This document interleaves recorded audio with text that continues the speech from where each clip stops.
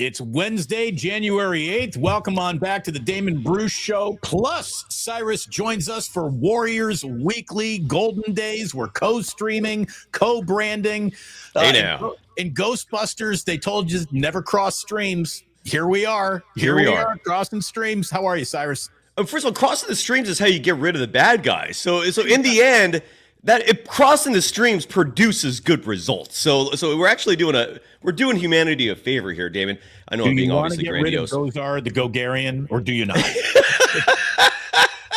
I can't believe it's January 8th. That is insane. We're already over a week into the new year. Might as well just put us in the grave, dude. What is the point of all this, man? We're going to be like 100 before you know it if we last that long. This is insane. Great to see everyone. Good morning. The Warriors are playing like they all turned 100 last week, and they just look old and slow and with some beatable opponents. Definitely up on the stick. They lose to the Kings by 30. And Cyrus, they're taken out by a sputtering, struggling Miami Heat team that's got Jimmy Butler suspended, for goodness sakes. These are some of the worst losses of the year. And Steph Curry was asked about this being the low point of the year. This is like the fourth or fifth, is this the low point of the year question we've heard in the last 3-4 games. So they're definitely circling the drain, and we've got some video to share with everyone. But before we get underway, again, welcome everybody. Great to have you here. Like and subscribe to both Golden Days and right here on the Plus, if you would. Please. We are growing the cross stream. We're trying to get Gozar the Gogarian out of here, and we'll see if we can't get the right trade to come on in and help the Golden State Warriors. You're going Ghostbusters 2. Like that's a unique angle to go with. You're going the sequel. No, it wasn't Gozar the Gogarian. Wasn't that? Or maybe I'm mistaken. Maybe I'm mistaken now. For some reason I thought that character was the guy in the painting in Ghostbusters 2. I think that's Vigo. See, there you're blowing me away with the Ghostbusters knowledge. I stand corrected, sir. I apologize for that. That's Vigo. I'm just saying. Anyway, look, I don't know if there's a Vigo or a Gozar the Gogarian sandwich That's down right, at Vigo. That's one. He will absolutely have it for you. Get yourself to Ike's. Make sure you're eating an Ike's sandwich as fast as you can. If you don't live in an Ike's delivery area, maybe it's time to consider moving to somewhere where you can get an Ike sandwich. And again, remember, good folks, when you sign up, you get that free sandwich when you sign up for the Ike Love Rewards program, and a chance to be entered to go to a very large football game happening in the city of New Orleans that the 49ers will not be attending without tickets. You can possibly win tickets, hotel, airfare, just by signing up for the Ike Love Rewards program. And to our boys at the Dubliner, got crazy love for the best Guinness in all of San Francisco. Dubliner, West Portal, and Muni will drop you off and pick you up right out front. Thank you, Vanna. What do you need to tell us about here, Cyrus? Just a couple sponsors at the moment. We got a new one coming next week, which I'm really excited about. We're cracking the new year, building this little operation. Vitamin Energy is the first of two sponsors for today. Get your energy boost. I'm right now punishing myself for not having a Vitamin Energy bottle near me because this is early for me, folks. I know that's pathetic for some people. I get it. I was up till 3 a.m. because of that damn Warriors game. I'm still reading stuff about it. There is crisis in Warriors land. But regardless, Vitamin Energy. It's the boost you need. It's healthy. And if you go to vitaminenergy.com, use the promo code GOLDENDAYS, days spelled like dazed and confused, for 20% off your order. Again, vitaminenergy.com. Use the promo code GOLDENDAYS at checkout for 20% off, or go to vitaminenergy.com/goldendays to get that discount as well. Today's episode also brought to you by Bet Online, the world's most trusted betting platform. I'm going to skip to the very end and just let people know it's legal in all 50 states. Actually, I don't think it is, but you can use it. I don't know what the legality is. The point is, unlike FanDuel, where here in California, you can't touch that app, you go play with Bet Online. The game starts here. Damon, back to the program. How you doing, brother? It's sort of like marijuana. It's legality. Yes. It's a case-by-case basis, and no matter where you go, no one's going to get that angry anymore. That's good. At least we got that. By the way, AJ, AJ Cruz 75 just give Gozar the Gozarian the proper respect. I apologize. Indeed. And Sporticus wants to know that Damon is the keymaster for Ghostbuster knowledge. Please don't cancel me for that. Please. No. I beg of you. I'm going to. By the way, we welcome, as always, a new member. Thank you very much for becoming a member of the initiated Nathan Hyatt. Thank you very, very much. We appreciate that. We always break for super chats. And look, it is officially time to get into this Steph Curry audio because, the man who says very little, he's saying a lot lately, should always be paid attention to because his words carry weight. And Cyrus, you wanted to hop into this video when Steph was asked whether or not he is looking at a season low point right now. Now, let me go ahead, try to grow this for everyone. One to the right. The one to the right of that. We'll make it a full screen. The very last one. Last one. Yeah, there you go. I have to get started with this subject because we all know. Can't give up. I'm sorry. Anytime I just get Bayless, anybody wants to. You don't touch anything, and I will touch things. It's professionalism that must keep bringing people back. It's the Ghostbuster knowledge and the professionalism. All right, here we go.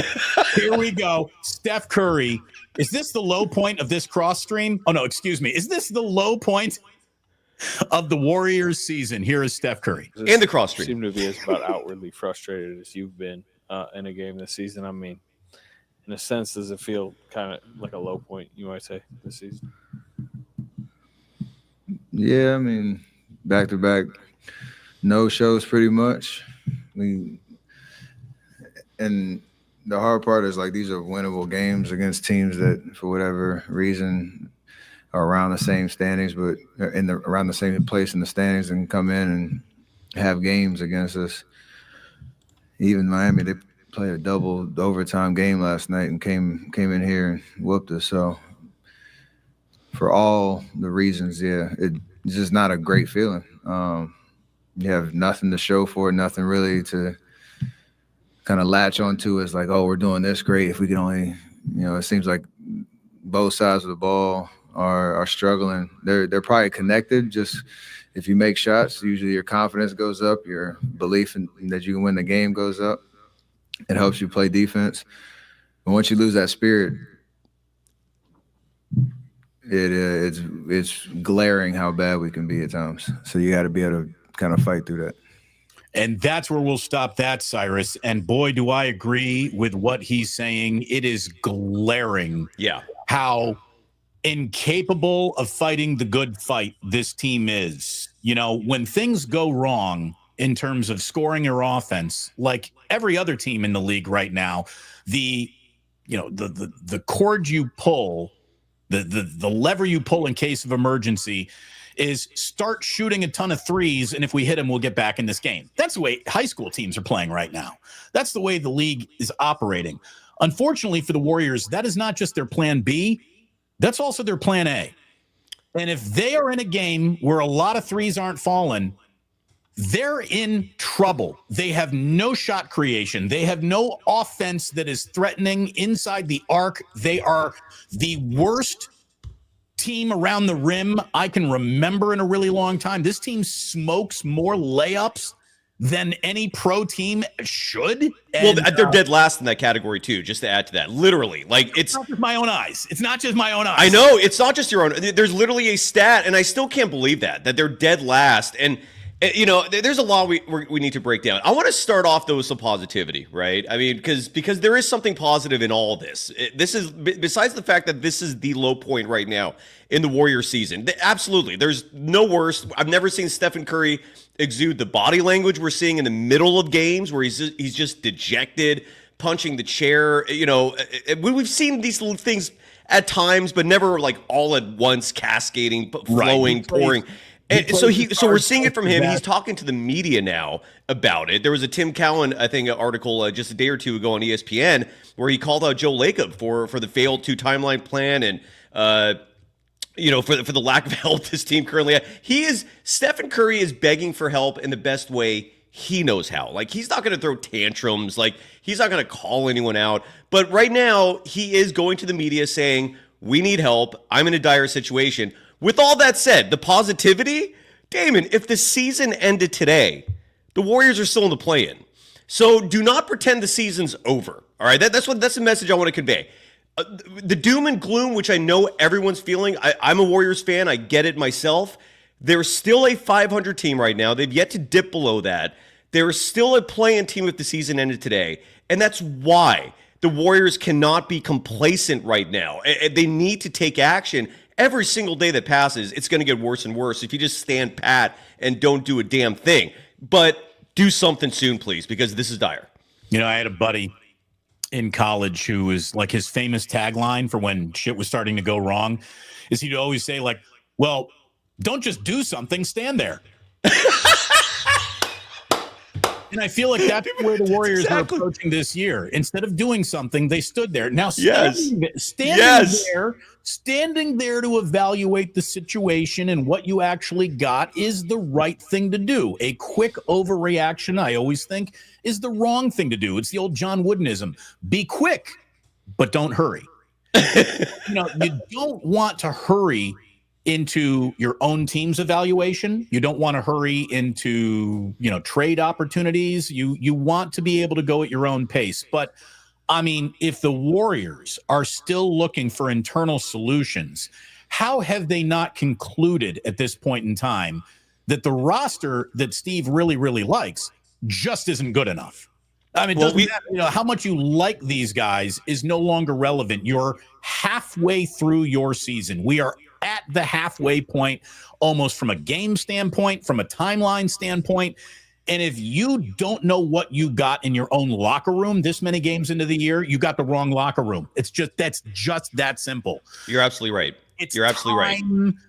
To now even entertain the trade that I didn't like 2 weeks ago, the Jimmy Butler trade. Like, I don't like Jimmy Bucket's attitude getting out of Miami. I really, really don't. But I'm telling you right now, I would rather see Jimmy Butler right now than another game like I've watched the last two times this team has played basketball, and they're just lost. They're lost offensively, defensively. The dauber's down. There's no doubt. The dauber is down. You're no doubt about it. And this is where, for example, Bonte Hill, your former colleague at the game. Bonte, yes. He came on Golden Days the other night. It was a rather surprise appearance. It was brief. But he said something, and I totally disagreed with, which is that Andrew Wiggins is untouchable. Dude, Andrew Wiggins, yeah, exactly. Andrew Wiggins, and this is Steve Kerr's also belief, but I do think Steve Kerr's starting to give up on just the whole being the GM control thing. We'll talk about that in just a minute because right when times get worse, now he's not the GM, and I'll explain what I mean in a moment there. But to go back to the Wiggins part of this is when you need him more than ever.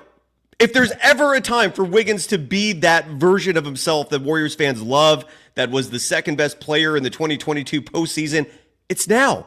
This is when you need your second best player, and he responds with 9 points. He's been scoring in single digits now, I think, for 3 of the last 4 games.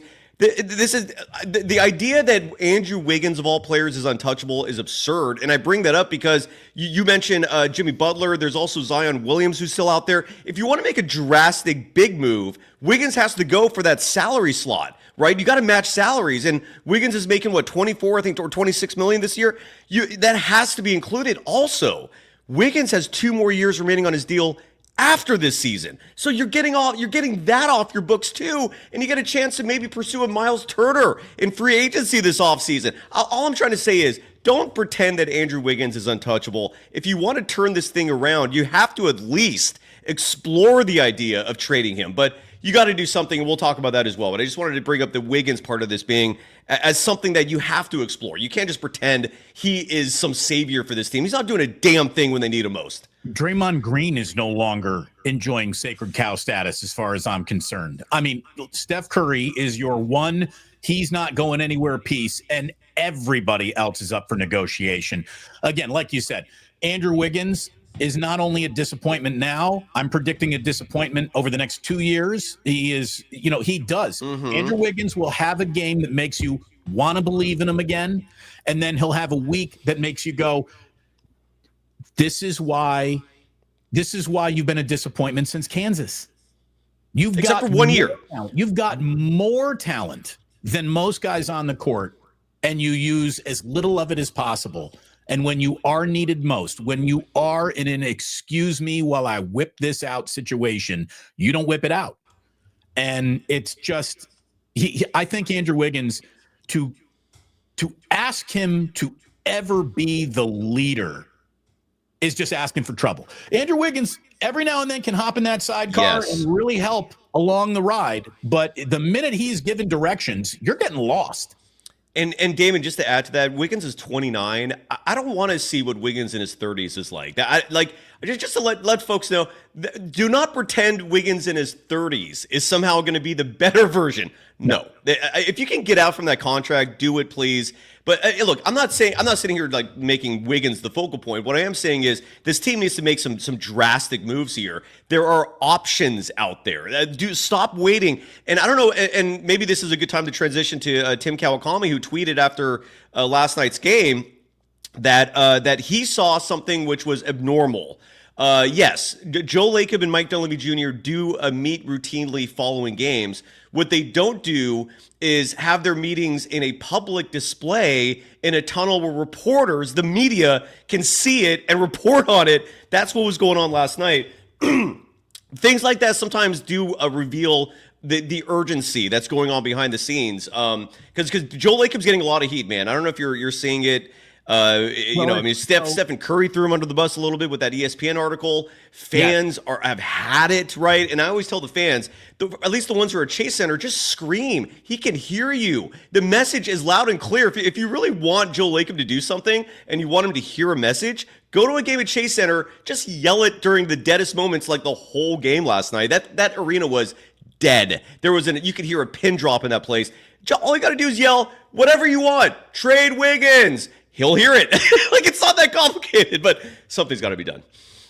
I think that Joe Lacob is someone whose his ego is very much attached to this team winning or losing. And you do want that as an owner. I mean, Lacob's been an incredible, effective owner. And I think that he is now officially feeling it. The Tim Kuhn piece, which you were talking about, it was scathing in terms of just saying, you have this precious asset and resource that you are squandering here. And there's really no other star in the league who doesn't have a number two.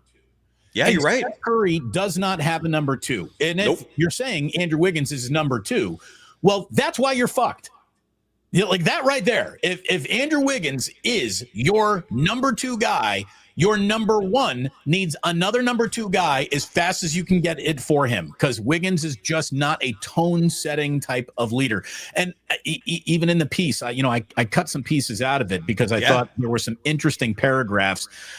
Curry, this is the Tim Kuhn ESPN piece that kind of lit the fire under this team. Not Cowan, like I said. Kuhn. Thank you for correcting me. I think it's Kuhn. Or maybe it might be Cowan. I don't like saying his last name either. I'm a little unsure about it. But I always used to do this with Ray. I'd be like, Ray, if we don't know how to pronounce a name, let's just agree on how we're going to pronounce it. So you're not saying one thing and I'm saying the next. And we would agree on it. It's not Damon Plus. It's Damon Bruce. If you're French. Curry is 16 seasons into this and 36 years on Earth. And these young players right now have a generation seeping into the next. And Curry has to fight for every inch. Nobody else, not Luka, not Kyrie, not Tatum or LeBron, puts up with this much aggravation. There's pressure from baseline to baseline. That's a given. But his double teams routinely now start at half court, if not three-quarter court. You got a bunch of guys out there, young guys, trying to prove, I am going to lock up Steph Curry so freaking hard. And Curry even said, these young guys are looking at me like a dog looks at a bone. Like they are looking to eat my lunch. And if they do, their reputations take a big step forward in their own locker rooms. As they should. They should. I mean, but you got guys that was even highlighted in the piece. Like, you got guys not even watching the ball anymore. They're just focused on Steph's hips, and they're chasing Steph Curry's hips no matter where they go, because hips don't lie. No one can ever run in the direction their hips aren't facing. And you're quoting Dennis Rodman there, by the way, are you not? Because Dennis Rodman, that was one of his most brilliant lines ever in terms of revealing how to play effective NBA defense.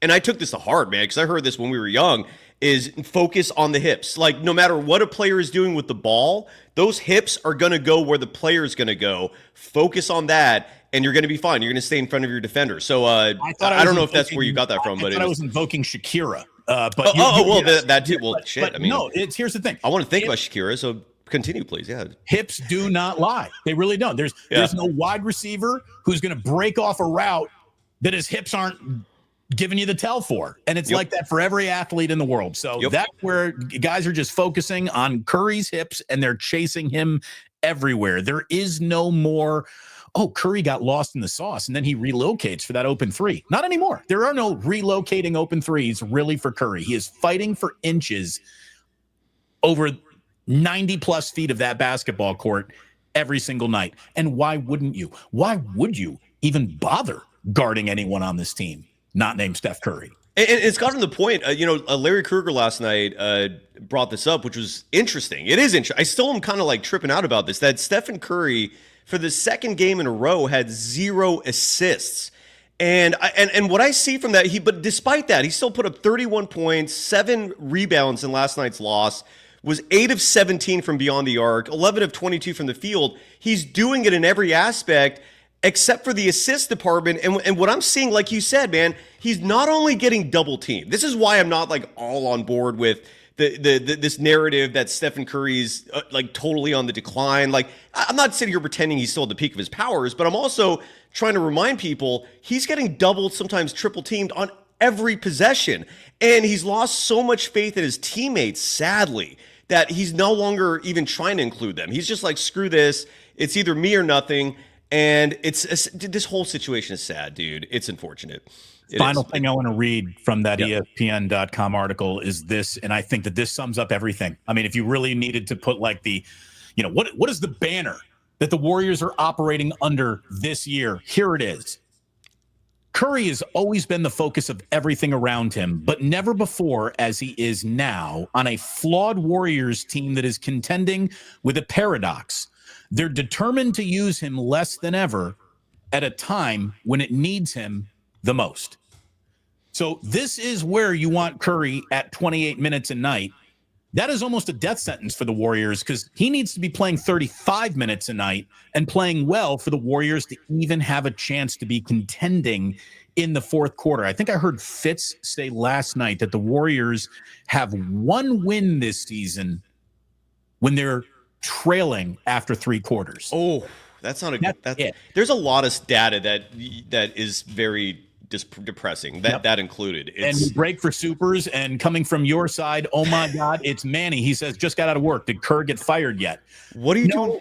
Kerr has not been fired yet, and he's not about to get fired. But what Steve Kerr does need to do is stop this Boy Scout troop leading, handing out oranges, I really like my team bullshit. You could even see Kerr couldn't even muster that in the postgame last night. He came out and was asked, like, hey, any silver lining around this Trace Jackson-Davis performance where he played pretty well? And Kerr was like, no, not really. No, not really, because we kind of suck right now. And Steve, welcome to the conversation we've been having. I'm glad you now see it. And what they do next will determine where this year goes, whether what is next is Jimmy Butler, whether what is next is Zion Williamson, whether what is next is Vucevic, whether what is next is the trade we haven't even brought up yet. It's time to get to it, because if you thought that Dennis Schroeder was going to be the, easy to take on-ramp to whatever the next version of this is going to be, Dennis Schroeder, I would argue I'm not saying he's making the Warriors worse, but he ain't helping at all. And I would say that their brand of basketball has declined since the umlauts showed up more than it has improved. I'm not putting it all on him, but Dennis Schroeder, the guy that they traded for him, is not the Dennis Schroeder that they got. Well, and just to remind people why they're tuning into this program, because we're giving you accurate analysis. We're telling you things that are far more realistic than any other program. Case in point, the DeAnthony Melton signing happened live while we were live. I apologize. And we broke that down as it happened, and we both said, And look, he would have turned out great, but one of our many concerns was the durability issue. Huge surprise, he's out for the year. Then we did a show like the morning after the Dennis Schroeder trade. Neither of us were that impressed. Nobody was saying that it was a bad trade, but nobody, at least between us, was sitting here saying that's going to be a game changer. A 6'1" guard who in his 30s is posting a career high in scoring because he's playing 36 minutes a night for a Brooklyn Nets team that is not even trying to win. You're right. It was absurd. And I want to highlight Gamer F2P in the chat because he said something regarding Stephen Curry's assist, which is correct. And I do want to add to this, because it does sound like, from what I said before, that maybe I was slighting Steph a little bit with the 0 assists. It doesn't help that Dennis Schroeder was 1 of 7 from beyond the arc. It doesn't help that Buddy Hield was 2 of 9 from beyond the arc. Doesn't help that Lindy Waters III, who is here almost exclusively for his three-point shooting, going 0 of 4 from beyond the arc. So maybe Steph does have a ton of assists if these guys are making their goddamn shots. And I just want to give him his due, because he's right. Maybe Curry, the assist number is not just him trying to make things happen on his own because he has no help, but maybe he's still trying to involve people and they just can't make a goddamn shot, and that's an issue. Well, and let's get to the other part of this press conference from Steph last night, where he basically addressed how, it's pretty tough when shots aren't falling from, anyone on your team at all. And here is Steph again picking up this press conference last night, expressing his frustration in a lack of help around him. Steph, how much is it too that I know you're the guy that's always going to be the most nights going to be the leading scorer for the team, but as far as getting the other guys involved and trying to get more of their shots to fall?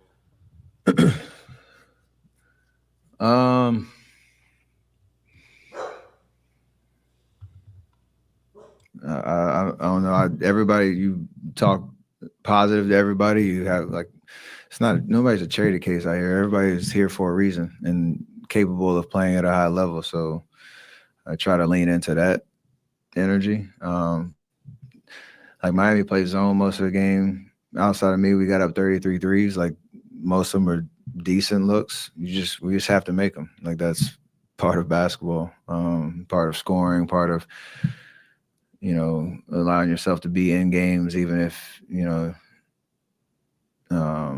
not having your best night. Like, yeah, you want to see the ball go in the basket, but you got to continue to think positively, be able to move on to the next shot, the next play, the next game, not dwell on it too much. It's easier said than done. It's kind of a learned experience, and we got to learn that. Steve, within. So, basically what Curry's saying there, Cyrus, is make your shots. Hit your shots. All, everyone looks a lot smarter when shots fall. It's incredible how much better a team is coached and how much more you like players when balls go through nets. We get all that. But what I also heard was, did you hear him searching for that diplomatic answer about his teammates? In other words, what he's trying to tell everyone, I think, is, look, man, I'm Mr. Positivity. I'm a captain. You want to be a captain. Yes. You want me to be your captain. I am going to go to the sugar cube and the carrot much more often than I'm going to go to the whip or the stick. And I think what Steph has just said there is, look, man, I am all out of sugar cubes. I am all out of whips. I'm all out of carrots. I'm all out of There's no more psychological dials of let's lock in that I can jigger with back in the locker room that is going to do anything other than hit your fucking shots. That's it. You got an open shot. They're playing zone. They're daring you to shoot. How come Draymond is, letting it go like he's, pigeon shooting?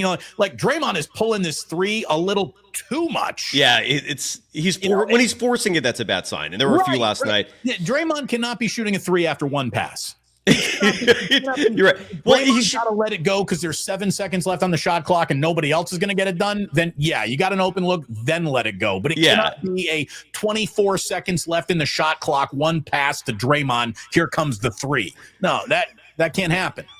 Don't pretend you're a guard, Draymond. It's a good look when you're wide open. It's not a good look when like you're doing it with a hand in your face and the backpack suddenly is weighing you down. It's not. I agree. And he was 0 of 3 from beyond the arc in last night's game. And Draymond's even like there's some criticism of Draymond's offense in terms of him like passing up easy layups. I don't know if he's trying to get teammates involved. Look, Draymond's strength has never been offense. You have him for defense. It's a nice bonus when he's giving you points. To rely on that, that's a bad sign. It's not what you have him for. And now the good news is Damon is Mark. I don't know if you saw this report. Mark Spears was on ESPN yesterday, breaking a report that virtually no one talked about except for me. I don't know why, but he revealed that the Warriors are specifically pursuing a big. Are we at that point? Do you want to talk about this? Like, because he dropped names. Is it Vucevic? Because that's it. One of them. I mean, that is the guy. Well, there's a couple others. There are some other intriguing ones. Okay. So there's Vucevic, and he said in the report that's at the top of the list. I don't know what the Warriors are waiting for. I feel like with every day that passes, you're losing leverage here. And this is one of the reasons why just sitting on your ass, you're resting on your laurels, just pretending something's going to happen is going to spell doom for you. It's not a good approach. Mark Spears said that Vucevic is at the top of the list, but he also added that Walker Kessler and John Collins of the Jazz are players that the Warriors are looking at. Jonas Valanciunas of the Wizards is someone they're looking at. And the only other name that I'm intrigued about is Miles Turner of the Pacers, who I overlooked this, and I apologize for that. I did not realize Miles Turner was going to be an unrestricted free agent after this season. That does make him a player who could be available. I know Warriors fans have clamored for him for years. My point is, I do think until Kuminga comes back, and if you're not going to trade Wiggins, which, again, I really think the Warriors should at least explore that. I'm not saying push him out the door, but what I am saying is if you can get like a Jimmy Butler, a Zion Williamson for him, do not waste that opportunity because that's never coming back. This is a rare season where teams are tanking. They're playing capture the flag. You coined that term brilliantly. Take advantage of that. And Nikola Vucevic and Miles Turner are the two that I'm looking at because Stephen Curry in his entire career has never had a stretch five. Andrew Bogut, JaVale McGee, David West, who would be a center in today's NBA, they were fine centers, great passing centers, as well as many other skill sets, but they didn't shoot the three. Steph's never had that. And to add a player like a Vucevic or a player like Miles Turner, who not only will improve your defense, I know this sounds crazy with Vucevic, but the fact that he's a big at 7 feet, it allows Draymond to become your free safety, metaphorically speaking, defensively. That makes your defense as a whole a million times better. And it allows Trayce Jackson-Davis to develop the pace that he needs to, so this pressure is not on him night after night to defend the best bigs in the NBA. But to have a stretch five alongside Steph, sign me up. I think you can salvage things until Kuminga comes back if you're not going to make other moves. One last thing Mark Spears said is Dennis Schroeder's contract might be used in a future trade. That was encouraging. What's your reaction to all that? So, yeah, I mean, I think Schroeder is a guy that you're looking at as a short timer now. I mean, he has hardly shown up and been impressive in any way. So, yeah, he is back in the, go fish pile, if you will. Put him back in the boneyard. I'll say this. I know enough people still in Indianapolis that Miles Turner is like a headache that they kind of want to get rid of. Yeah.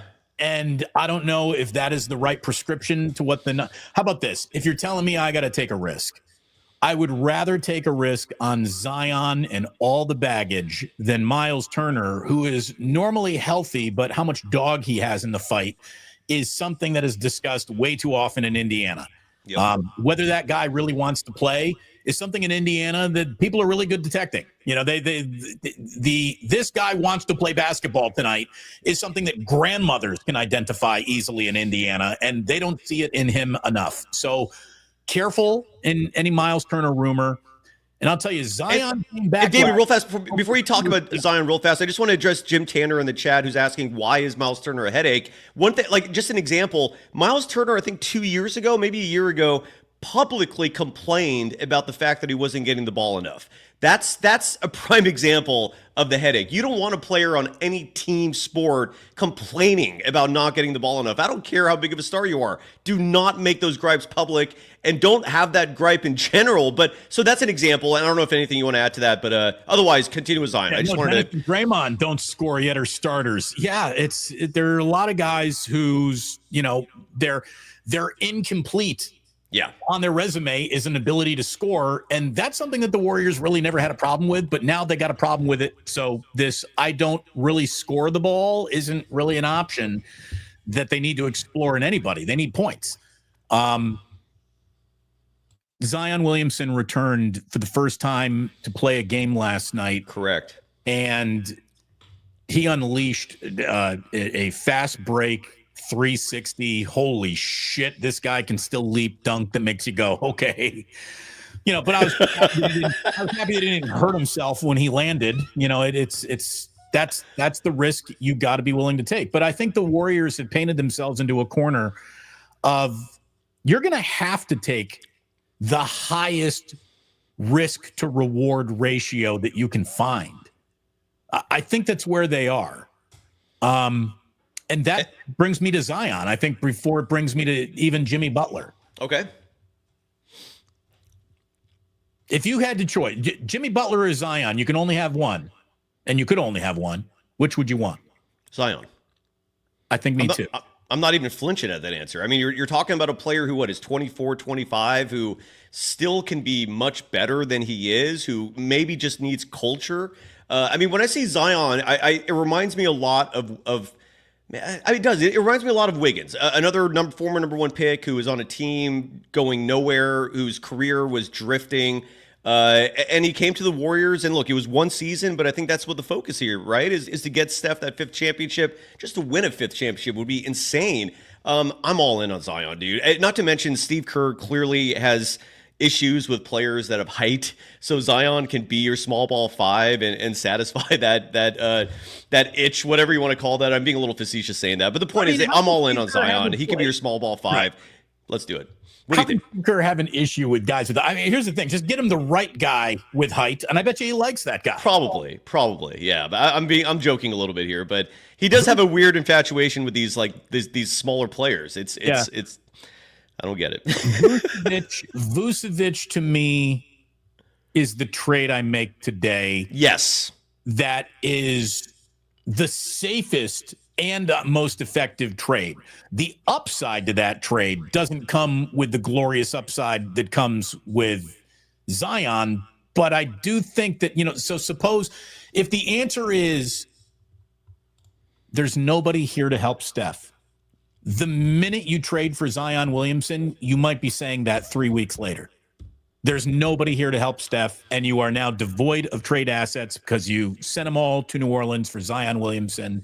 And now Zion is out, 3 weeks with a ankle, whatever his next injury is going to be. It's coming in the next 10 games.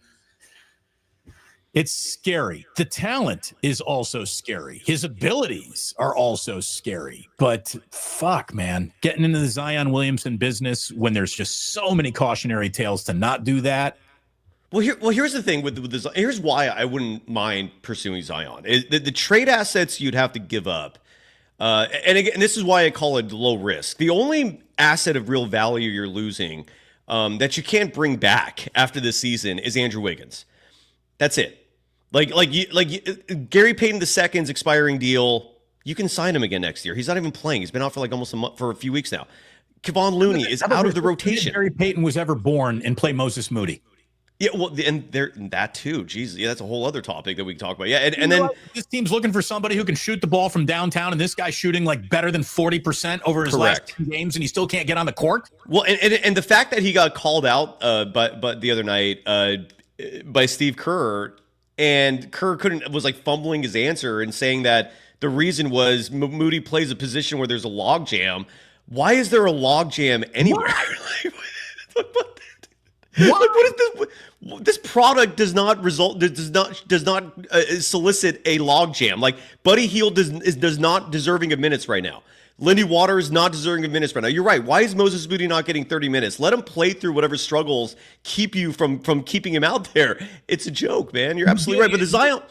Go ahead, sorry. Go with the better play. I mean, like, let me ask you, like right now, today, you could be doing a co-stream with me or Rachel Nichols. And you know, I'm going to pick you.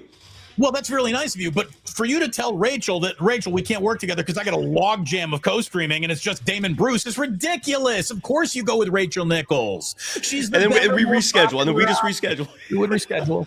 Thank you very much. I appreciate that. But look, I mean, I've always said the minute you can fire me for Bob Costas, go get fucking Costas. Yeah, sure, you're absolutely right. That was Jerry West's philosophy from the get-go. The man that a lot of people look at as being the architect of this current Warriors dynasty, and I push back a lot to that. Jerry West did not hurt things. He was a brilliant mind, but he wasn't the only person constructing this organization. Now, with that said, Jerry West's philosophy always was, and it was very simple. And Rick Barry's always telling me this and telling the audience this: keep it simple, stupid. KISS. All you got, just sign the most talented players. Figure the rest of it out later. Just focus on the talent, get the best player. And here's the other thing with Zion, too, is if Jimmy Butler, let's say you sign Jimmy Butler, there is a possibility he's going to show up here and be a dud. The 9-point effort we saw in his last game, where I think his net rating was like a -27. Like, what if that is what you're bringing along? And his career's over. He's 35 years old. You have nothing to look forward to, right? I mean, his contract. Well, I think Jimmy's absolutely, you know, he's wanted out of Miami. He wants out, and he tried to play a brand of basketball that gets him out of Miami. Fair. That's fair. All I'm trying to say is that Jimmy Butler, as a trade right now, might not be as worth it to Miami as his expiring contract. So they might just let him die on the vine. That you're right. That is a possibility. Do not have a who's more stubborn contest with Pat Riley, because you're right. Gonna lose. You're gonna lose that every time, Jimmy Butler. If you're gonna have a stare down contest with Pat Riley, that guy grew up staring into the sun. You're not gonna outstare Pat Riley. So, and then Jimmy Butler will have the Andre Iguodala / PJ Tucker vacation of making tens of millions of dollars doing absolutely nothing. The PJ Tucker thing, I'm still blown away by that. You signed a 3-year, $30-something million contract. You play 1 year of it, and you just get to kick back and relax. Bravo, sir. But my point, I want to come back in my next life is John Wall. Or John Wall, any of these. Well, Allen Houston had the most egregious one, right? Wasn't he making like $40 million year after year on a guaranteed deal and was just sitting somewhere? But he's at freaking Sardi's in New York having another shrimp cocktail, going, man, this NBA life is pretty good. Monty Williams is on vacation, right? There's a lot of these guys out there just collecting huge checks. I would take a fraction of one of those and be comfortable the rest of my life, and these guys just keep having to come in. My point is with Jimmy Butler is whereas you don't know what's going to happen there if, let's say, you trade for him. Most likely you'll get an awesome player. But with Zion, the beauty of Zion is he's 24, 25 years old, whatever it is. He's in that range. I know that. He's got a contract set up where there are so many stipulations that he's already broken that you can take him on a year-by-year basis. Literally, that's how his contract is structured, where let's say you decide you want to try him out again next year. You can do that and then end the contract whatever you want. It's a non-guaranteed deal, but he's young, so you can. I'm all in on the Zion thing. I know the risks that come with him in terms of injuries. We talked about this last week with Rick Celebrini and the magic he's done before. Let's take that risk, man. Why not? This product sucks, dude. It's time for them to admit that no matter how many times you shuffle the deck and reshuffle the deck, you're dealing yourself a lousy hand. Mm-hmm. And that's, what can you do? How many, Steve Kerr is working on all these different combinations. All right, so here are your combinations. Steph is starting no matter what. Draymond's starting no matter what. So now we're really talking about 3 other dudes. So Wiggins is pretty much starting no matter what. So now is it going to be Buddy Hield coming off the bench? Yes or no? And are you going to have Pods or Kuminga, or excuse me, is it going to be Pods or Moody, who is your other guy, or now Schroeder, I guess, is creating this logjam that Moody cannot break. Now you got an injured Kuminga. have you gotten better without your injured Kuminga? The answer is definitively no. So I hope that brings Kuminga into the light that you now need to see him in. Yes. You need Kuminga 35 minutes a night, bench, starter, it doesn't matter. He needs to be out there 35 minutes a night, and whatever makes him happiest. Hey, Steve, I'm a little happier as a starter. Then fine, you're a fucking starter because there's no okay? Fine. And look, as much as I love Trace Jackson Davis and I love watching him play and I loved watching him dunk on Khalil Ware at some Indiana on Indiana crime last night. He had a good game last night, by the way. If he's got to be included, so be it. Again, it's just time to do something other than twiddle your thumbs, hoping that your roster, as it's dealt to you right now, becomes pocket aces. It's not. It's not going to become pocket aces. You got a lousy hand. You can ask for a redeal. Yep. Now's the time to do that. Yep.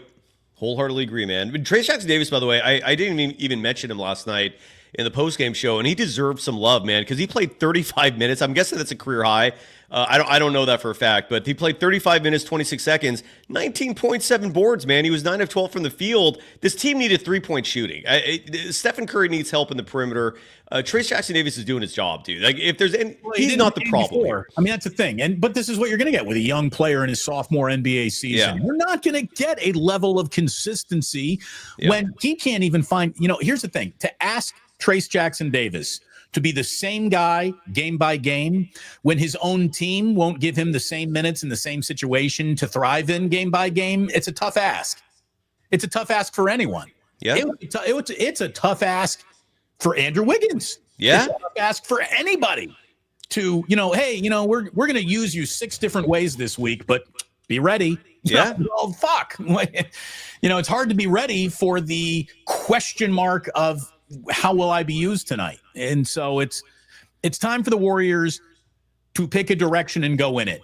This gray area that Kerr tried to even buy himself a little bit more time for. I really like my group. We're still trying to figure everything out. F that, dude. It's F over. that. Steve, it's over. I mean, I can hear the fat lady warming up right now. She's gargling. She's getting ready to sing.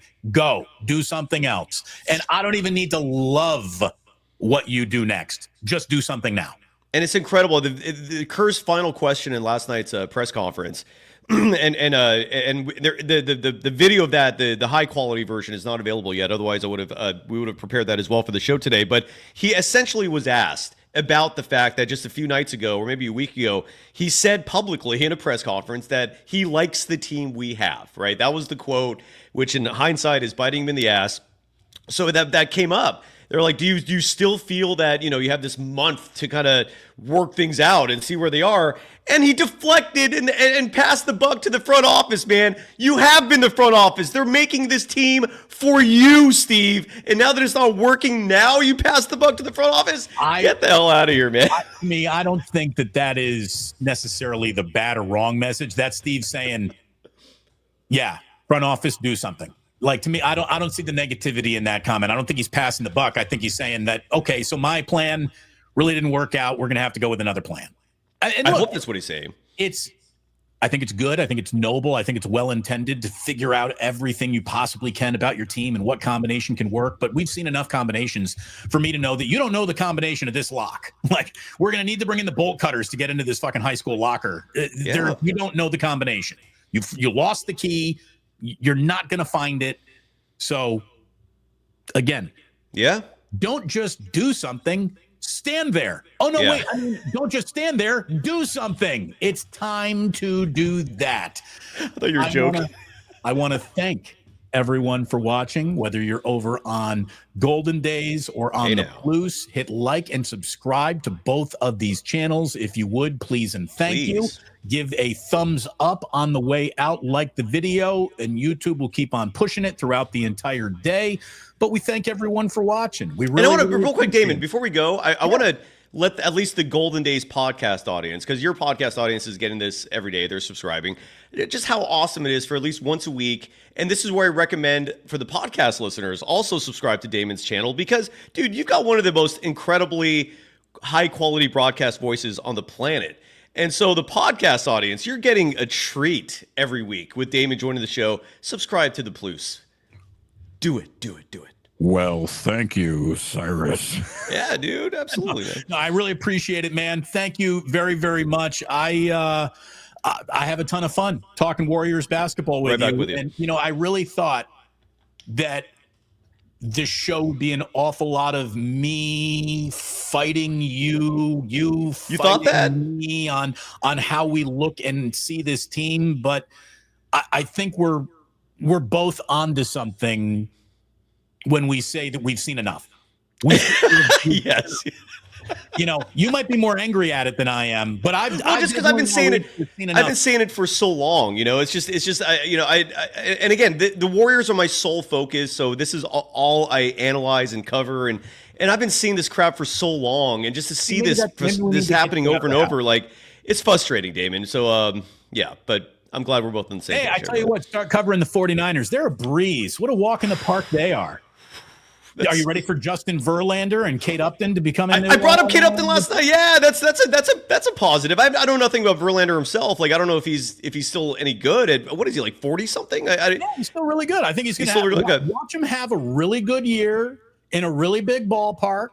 I think he's going to be a great sort of Jedi master for Logan Webb and Hayden Burnsong and all these young Kyle Harrison to learn from. I mean, who has a greater wealth of pitching knowledge in any clubhouse today than Justin Verlander? So that's a guy that I think still has a little left to offer as a player and has a lot left to offer a young pitching staff.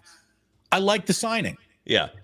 I'm still bitter. Damon, I'm a Bay Area kid who grew up an A's fan. So, and I know this resonates with you because you were like at the forefront of the corrupt ownership of the Oakland A's, and now they're in Sacramento. I don't even know where they're. So I'm just bitter, man, about the A's. Sacramento. They can't even make it to Sacramento. Would be too much today. They're in West Sacramento. Oh my God, dude! Like, what the hell, man? And is it true that like Vegas that might not even happen, and they might just be stuck in purgatory in West Sacramento? Like this, what a mess! What a disaster!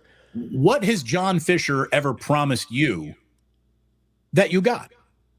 Ever. I mean, he's a crook. He's a shyster. I do like the Rooker signing, though. That's the best extension they've given in a really long time. So I'll give him that much, and that's all I'm giving him. Cyrus, always a pleasure, my man. Thank you so much for joining us. As always, it's a pleasure to join you. Again, streams have been crossed. Gozar defeated, and we can go our separate ways now, letting everyone know that sports don't build character. They reveal it, and like that, they're gone.